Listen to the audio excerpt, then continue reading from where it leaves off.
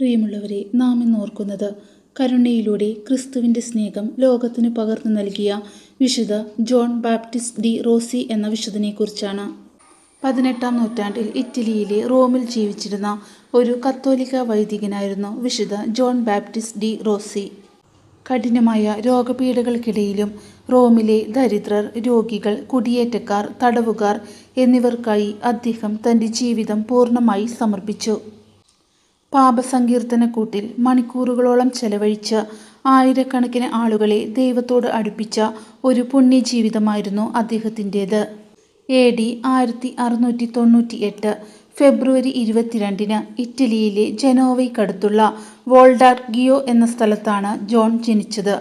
ഭക്തരായ മാതാപിതാക്കളുടെ 4 മക്കളിൽ ഒരാളായിരുന്നു അദ്ദേഹം. റോമിലെ പ്രശസ്തമായ കൊളീജിയത്തിൽ പഠിച്ച അദ്ദേഹം അസാധ്യമായ ബുദ്ധിശക്തി പ്രകടിപ്പിച്ചിരുന്നു. എന്നാൽ പഠനകാലത്ത് അദ്ദേഹത്തിന് കടുത്ത അപസ്മാര രോഗം ബാധിച്ചു. ഇത് അദ്ദേഹത്തിൻ്റെ ആരോഗ്യത്തെ തകിടം മറിച്ചെങ്കിലും ആത്മീയമായ ഉൾക്കാഴ്ച നൽകാൻ കാരണമായി. തൻ്റെ കഠിനമായ രോഗാവസ്ഥയിലും പഠനം പൂർത്തിയാക്കിയ അദ്ദേഹം 1721 വൈദികനായി അഭിഷേകം ചെയ്യപ്പെട്ടു. റോമിലെ വലിയ പള്ളികളിലോ കൊട്ടാരങ്ങളിലോ ശുശ്രൂഷ ചെയ്യുന്നതിനു പകരം തെരുവുകളിലെ ദരിദ്രരെയും കർഷകരെയും തേടിപ്പിടിച്ച് സുവിശേഷം അറിയിക്കാനാണ് അദ്ദേഹം താൽപ്പര്യപ്പെട്ടത്. രോഗികൾക്കായി അദ്ദേഹം റോമിലെ ആശുപത്രികളിൽ നിരന്തരം സേവനം ചെയ്തു. ആദ്യകാലങ്ങളിൽ അപസ്മാരം വരുമെന്ന ഭയത്താൽ പാപസങ്കീർത്തനം കേൾക്കാൻ അദ്ദേഹം മടിച്ചിരുന്നു. എന്നാൽ പിന്നീട് ദൈവപ്രേരണയാൽ ഈ ശുശ്രൂഷയിലേക്ക് തിരിഞ്ഞ അദ്ദേഹം റോമിലെ ഏറ്റവും മികച്ച കുമ്പസാരക്കാരനായി മാറി. പാപഭാരത്താൽ വലഞ്ഞ അനേകം സാധാരണക്കാർ അദ്ദേഹത്തിൻ്റെ പക്കലേക്ക് ഒഴുകിയെത്തി.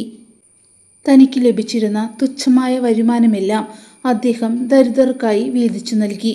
വളരെ ലളിതമായ വസ്ത്രം ധരിക്കുകയും സാധാരണ ഭക്ഷണം കഴിക്കുകയും ചെയ്തുകൊണ്ട് അദ്ദേഹം യഥാർത്ഥ ക്രിസ്തീയ വിനയം കാത്തുസൂക്ഷിച്ചു.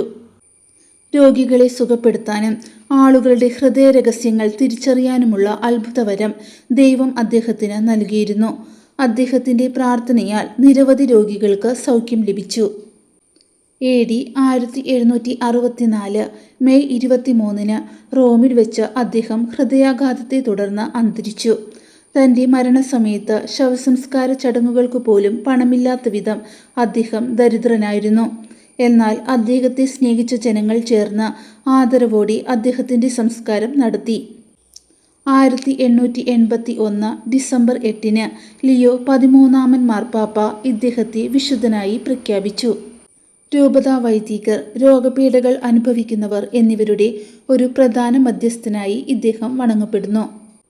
ശാരീരികമായ പരിമിതികളും കഠിനമായ രോഗങ്ങളും ഉണ്ടായിരുന്നിട്ടും അത് ദൈവവഴിയിലുള്ള തടസ്സമായി കാണാതെ മറ്റുള്ളവരുടെ സേവനത്തിനായി മാറ്റിവെച്ച വിശുദ്ധനാണ് John Baptist de Rossi. May 23-ന് അദ്ദേഹത്തിൻ്റെ ഓർമ്മ പുതുക്കുമ്പോൾ നമ്മുടെ ബലഹീനതകളിലും ദൈവകൃപയിൽ ആശ്രയിക്കാനും മറ്റുള്ളവരോട് കരുണ കാണിക്കാനും നമുക്കും പ്രാർത്ഥിക്കാം.